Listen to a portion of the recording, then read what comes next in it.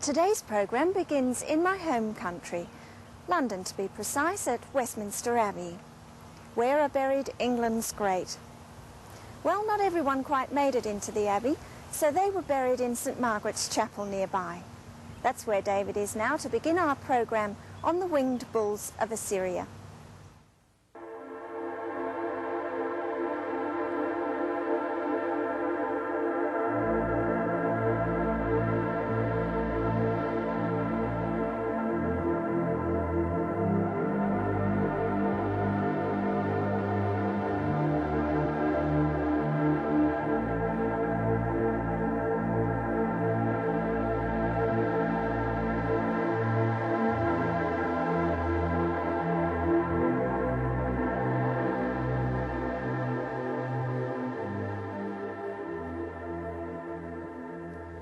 Layard's epitaph is really unique. I just love it. It's so arresting.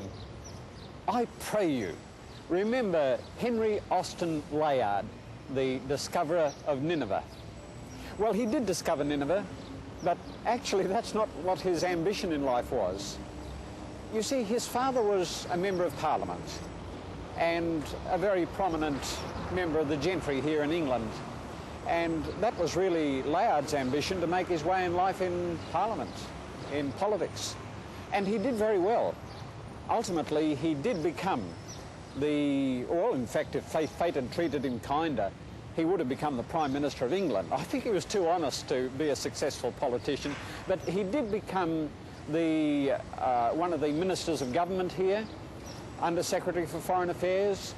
He did become the British ambassador in Madrid and the very important post of the British ambassador in Constantinople, which was right at the heart of the empire in those days, you know, a key to the empire. And so Layard was a very important person. But how did he get into archaeology? It was really all by chance. He received an invitation to go to Ceylon, Colombo, as a barrister in his uncle's firm, because he was trained to be a barrister, and so he set off to go to Ceylon. But in those days, you either went by walking or you went by ship. Now, the normal thing to do was go by ship, but it so happened that Layard had a friend called Edward Mitford, a man 10 years his senior, and he also was under appointment to Ceylon.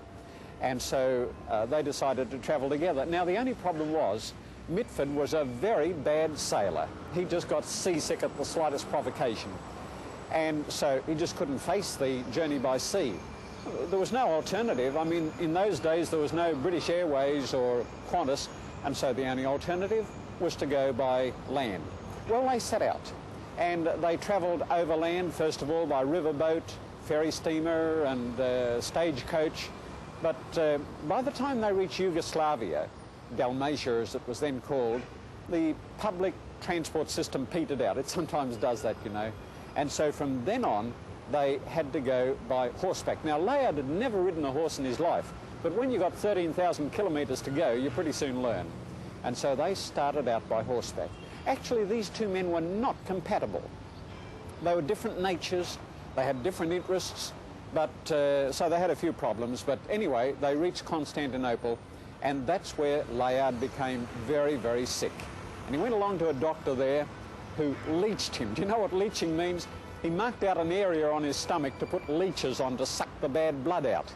And I think Layard survived in spite of the treatment, not because of it. Anyway, he recovered, and then they went down to the Holy Land.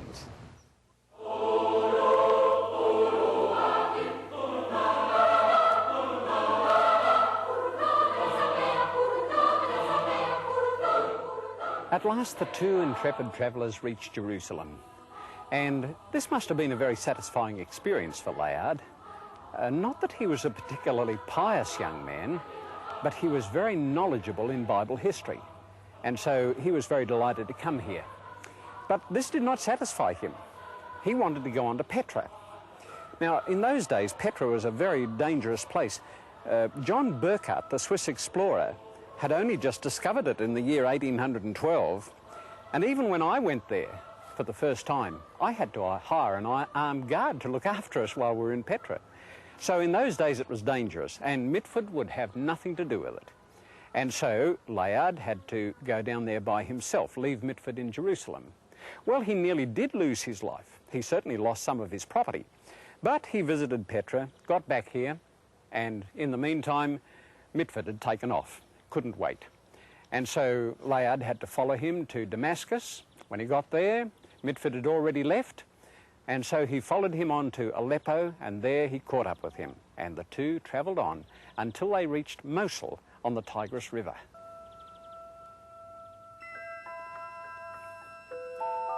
When Layard and his companion reached Mosul in northern Iraq, Layard saw for the first time those mounds over the other side of the Tigris River that were to play such an important part in his later life.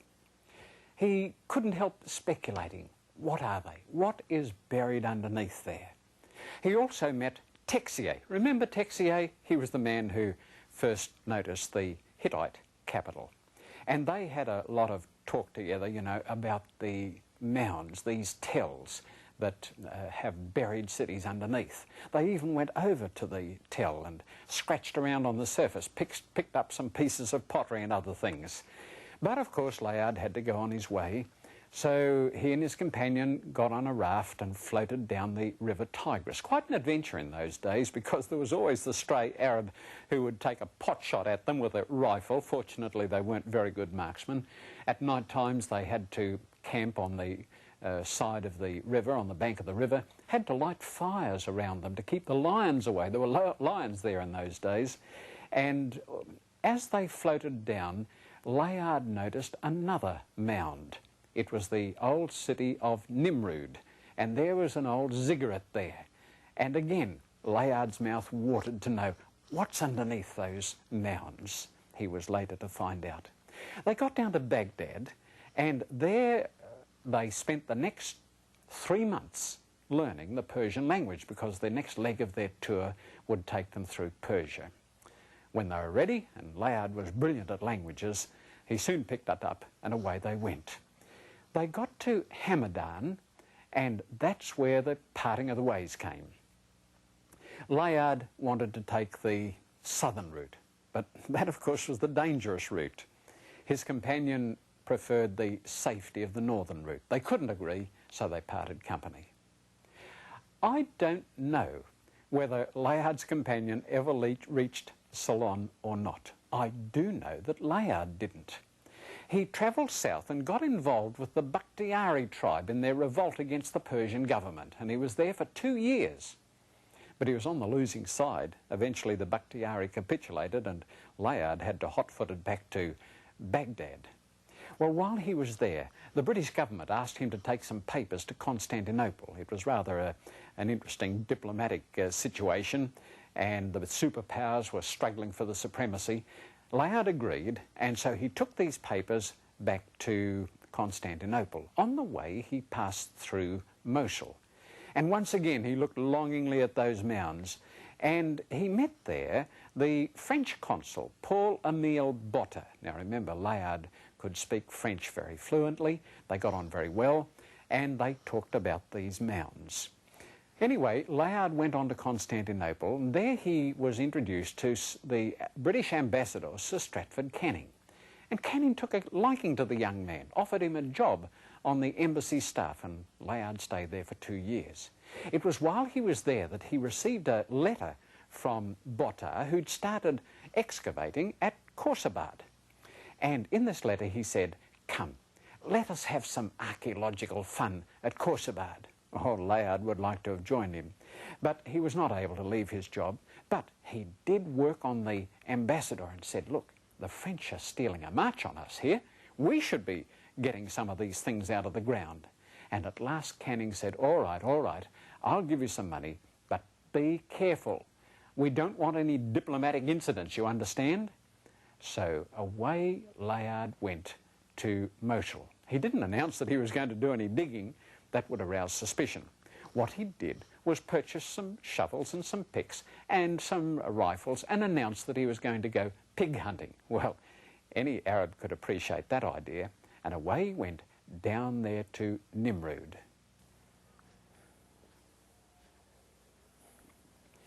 So Layard commenced his excavations at Nimrud, and he had some very exciting experiences and made some wonderful discoveries too. He unearthed some spectacular winged bulls and cuneiform inscriptions from the palace of what we now know to be Ashurnasirpal II. Probably the most spectacular discovery he made was a great big large black obelisk. Now at the time it was not known how to read the cuneiform inscriptions, but just at the right time Henry Rawlinson started work on the Behistun rock, and at Bissatoon he made copies of the wonderful inscription of Darius the Great. It was a trilingual in 3 different languages. Well, by working on the Persian, with which Rawlinson was very familiar, he was able to work back to the others, and so he was able to decipher it, and he wanted to put it to the test. So he got together with Layard and they looked at this monument. And would you believe it? This monument turned out to be Shalmaneser III, and bowing down in front of him was Jehu, a king of Israel. Now this was the first time an Israelite king's name had ever been found outside of the Bible in a monument. And so here was King Jehu kneeling down prostrate in front of Shalmaneser III. Well, this created big news back in London, of course, because the world was more Bible-orientated in those days. So this made the headlines, and Layard worked on there with good success. After 2 years, he went back to England, and he was a very popular speaker. He lectured all over the place, and after a year, he returned to Mosul. This time he was able to excavate at Nineveh, and he worked there for another 2 years. Sent a lot of winged bulls and a lot of inscriptions and monuments back to the British Museum, and the public were very excited. He had already written a book called Nineveh and Its Remains, but he made a mistake, you see. Nineveh was so effectively buried and lost that nobody knew where it was. And so he thought he had found Nineveh when actually he'd found the biblical Keilah. Botar also at Khorsabad thought he had found Nineveh, but he hadn't. And so at the end of these 2 years, Layard returned to England, and that was the end of his archaeological career. He then went into politics, and he became very successful. Well, the history of Assyria is one of tyranny and cruelty. That's the way they ruled. And from the time of Ashurnasirpal II down to the time of Ashurbanipal, there was just a whole series of cruel campaigns. It was in the year 722 BC that the Assyrians came here to the city of Samaria. Actually, they started the siege 2 years earlier, and they surrounded this city and besieged it for 2 years. And at the end of that time, the Israelites were conquered. This city wall was broken into, and the Assyrians poured in, and the Israelites suffered the cruelty of the conqueror. The Assyrians marched them off into exile and sent most of them to the land of Assyria. And then they brought a whole lot of Assyrians here to occupy the country. And so we have what are known as the Samaritans, who are a mixture of Israelites and Assyrians. In the year 701 BC, the Assyrian king Sennacherib invaded Judah and laid siege to Lachish. Now you see that mound over there? Well, the city of Lachish was built on top of that mound, or as we call it, a tell. It was here then that one of the great dramas of history took place. Now we have 3 sources of information to tell us about the drama that took place here. The first is in the biblical account, in the 2nd book of Chronicles, and in chapter 32, where we read here, "After this, Sennacherib, king of Assyria, sent his servants to Jerusalem. But he himself and all the forces with him laid siege against Lachish. Now, personally, I can't stand here and just look here and see stones and a hill. I see people. I see the Assyrian army surrounding here, the officers conferring with one another. How are we going to attack this city? Where's its weakest point? And so I can see the drama taking place. Now, the second source of information is from the archaeological excavations. And they are able to tell us that this city had a very powerful wall built right around the perimeter of it, and over there was a very strongly fortified gateway. And so we know that this must have been a very well fortified city. The third source is from a relief known as the Lachish relief, which is today in the British Museum. It comes from Nineveh, and it shows the action, and we can reconstruct the whole thing from that. We see the Assyrian forces building a ramp up there, and then we see them dragging their battering rams up there to hammer down the walls. And then we see them bringing up the scaling ladders, men climbing up the ladders, and at last they drop inside the city and storm the inside of the gate, open the gate and allow all the other soldiers to swarm in there. And very soon this whole city is conquered, and the terrified inhabitants have to yield to these invading forces. And then comes the terrible cruelty. The Assyrians were very cruel people. They ruled and dominated by their savage cruelties. For instance, we see reliefs of them beheading the captives. We see them right in this city, throwing the bodies over the wall. You see them falling down, and they impaled their victims, put a pole up in the ground with a sharp end, and then sat a fellow on top and just dragged him down onto it. Terrible. Or they thrust the pole up through under the ribs and pushed it up under the heart and lungs. And then, just for variety, a fellow would hold a captive by the hair and cut his skin in strips and peel it off. And then, of course, we have the final scene of the captives being led away into exile.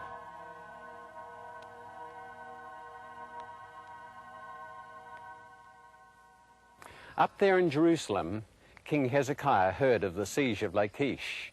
He also received a delegation which brought him a defiant ultimatum demanding his surrender. And knowing of the cruelty of the Assyrians, he didn't want to be a victim himself.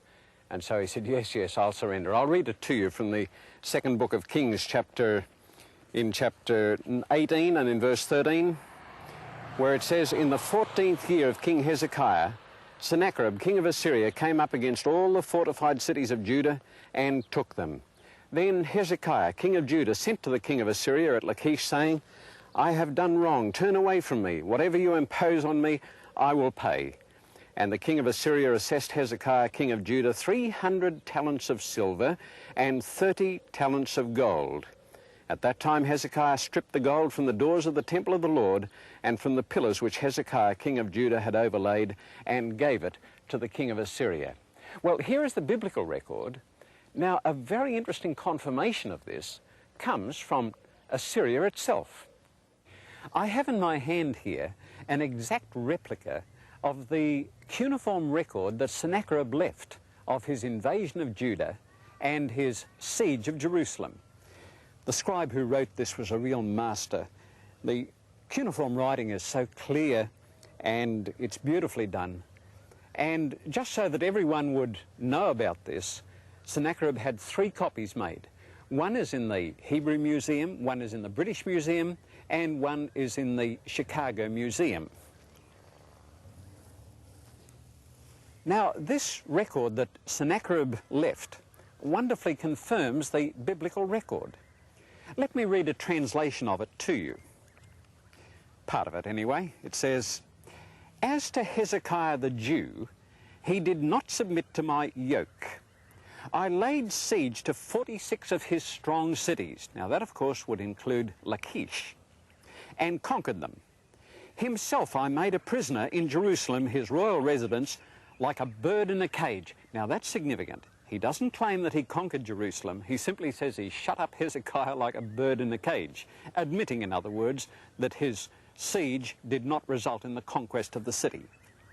Hezekiah himself, whom the terror-inspiring splendor of my lordship had overwhelmed, did send me later to Nineveh, my lordly city, together with 30 talents of gold, 800 talents of silver, precious stones, all kinds of valuable treasures, his own daughters, concubines, male and female musicians, and so on. He mentions all that was sent. Well, that just confirms what the biblical record says. Now, mind you, there is a slight difference, you'll notice. In 2 Kings chapter 18 and in verse 14 it says, "And the king of Assyria assessed Hezekiah, king of Judah, 300 talents of silver and 30 talents of gold." Now, there's a slight discrepancy, but I would simply say that Sennacherib was inflating his figures a little to make them look better. Soon after this humiliating surrender by Hezekiah, tragedy struck. He became very sick, and the prophet Isaiah came to him with the comforting message, "Set your house in order, you're going to die." Well, Hezekiah didn't particularly like the idea of dying, and so he did some hard praying. And would you believe it, before Isaiah had got to the other side of the temple court, he was given another message, came back and said, "God says, I have added 15 years to your life." And Hezekiah got better. It was a real miracle. Well, his faith was strengthened by this miracle. He knew Sennacherib would come back, and so he decided to make some preparations. We read about it in the second book of Chronicles, chapter 32 and in verse 5. "And he strengthened himself, built up all the wall that was broken, raised it up to the towers, built another wall outside, and made weapons and shields in abundance." You see, he just didn't sit back and say, "Oh, well, God works miracles, he'll look after us." Yeah, he believed God would look after him, but he did what he could to cooperate. He also says, this same Hezekiah also stopped the water outlet of Upper Gihon and brought the water by tunnel to the west side of the city of David. Now, this is the spring Gihon here. And so what he did was to dig a tunnel from here through to the other side of the city so that the Assyrians would not be able to find water, and so that he would have an abundant supply of water in the city. And so this is a remarkable tunnel. We're going to go through it.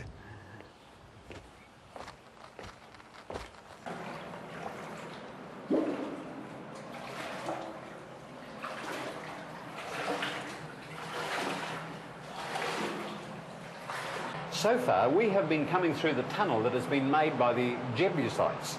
Now, that was before King David conquered this place. And they had this tunnel going through here, and at the end there was a shaft going upwards so that the women could let their water pots down and collect the water.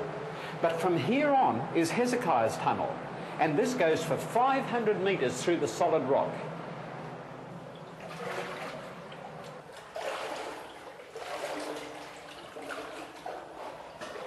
The workmen who dug this tunnel began from both ends. Now, the ones who started from this end were using their picks this way. Can you see the pick marks? And the ones from the other end, of course, were going that way. I'll point that out later.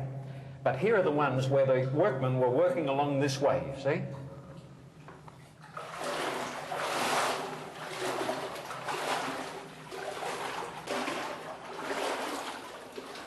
The inscription that was left at the end of the tunnel tells how they started from both ends, and in the middle they heard themselves calling to each other. And so they changed direction, they were close to each other, and they joined up. Now, here is where the people coming from the end we have come turned the corner to meet up with the others.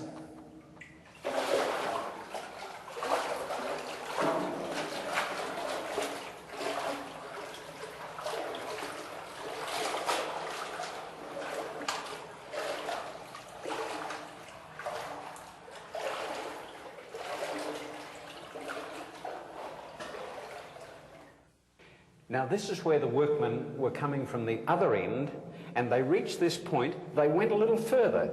This tunnel goes a little further here, you see.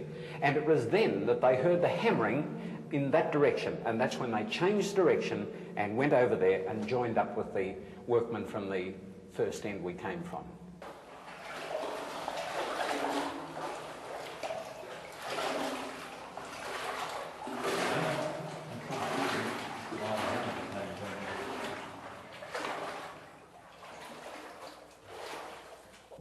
Now you can see the pick marks where the men coming from this end were using their picks down this way. Do you see the pick marks sloping that way? And so here were the workmen coming from this end, moving in that direction.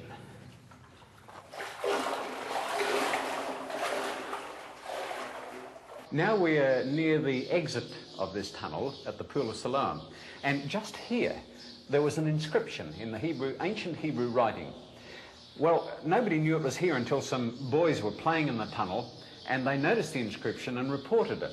And so a Greek merchant, thinking he'd make a little bit of fast money, came down here and chiseled it out. He had no clues as to how to do it, and he broke it into many different pieces. But anyway, he got it out. But the authorities caught up with him, and they sent the inscription off to the Istanbul Museum, or Constantinople it was then called.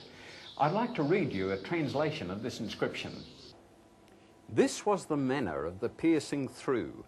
While yet the diggers were lifting up the pick, each towards his fellow, and while yet there were 3 cubits to be cut through, each heard the voice of one calling to his fellow, for there was a crack in the rock on the south. And on the day of the piercing through, the diggers struck pick against pick, one over against the other, and there flowed the water from the source of the pool, 1,200 cubits. So Hezekiah had made his preparations, and when the Assyrian army turned up and surrounded the city with all their cruel intentions, his faith didn't waver, and God honoured his faith.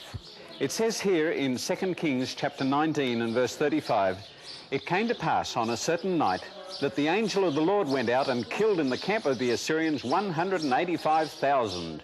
So Sennacherib, king of Assyria, departed. Right here, I am in part of the old city of Jerusalem, the Jerusalem of David, Solomon, and Hezekiah.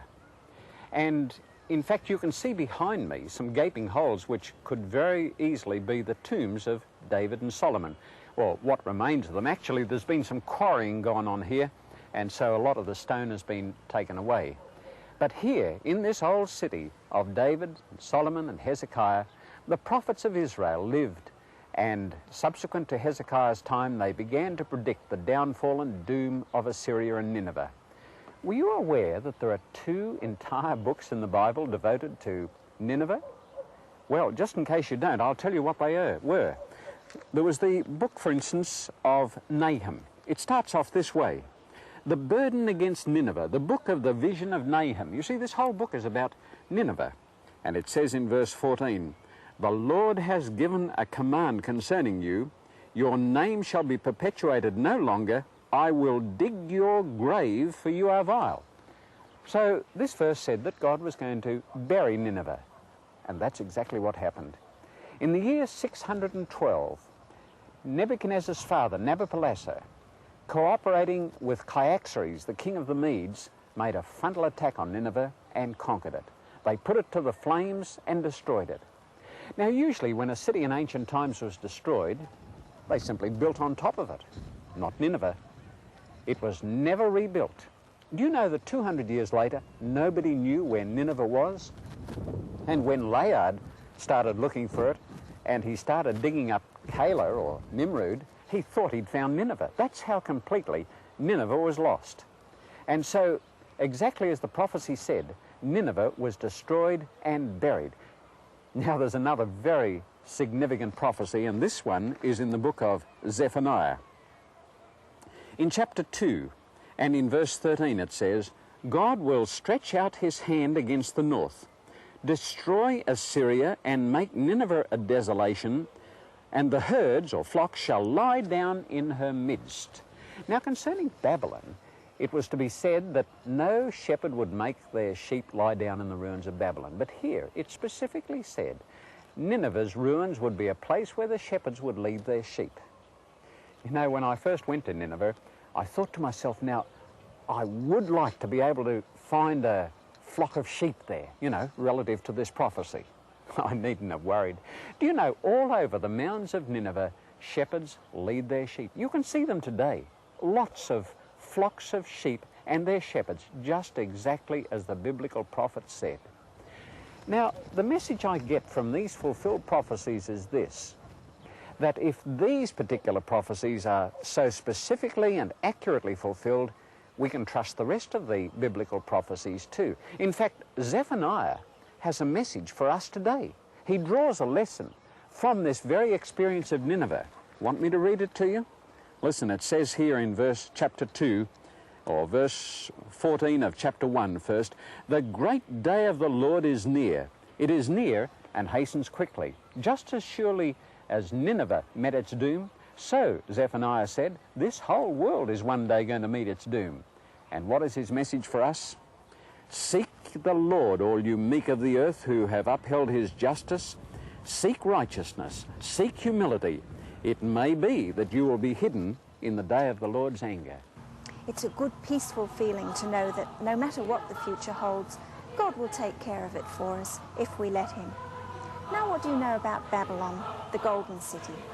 That's what we discuss in our next program, the dream that King Nebuchadnezzar had, which reveals dramatic events soon to happen in our world.